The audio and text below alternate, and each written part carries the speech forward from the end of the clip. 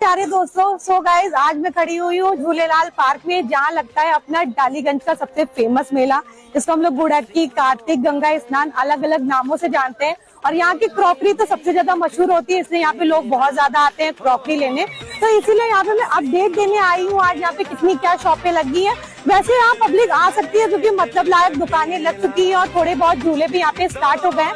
तो आप लोग आकर यहाँ पे बिल्कुल तो निराश नहीं होंगे, यहाँ से कुछ ना कुछ शॉपिंग करके खाने पीने के स्टॉल्स आपको देखने मिल ही जाएंगे। तो चलिए और चल के आप लोगों को और कोई टूर देते हैं।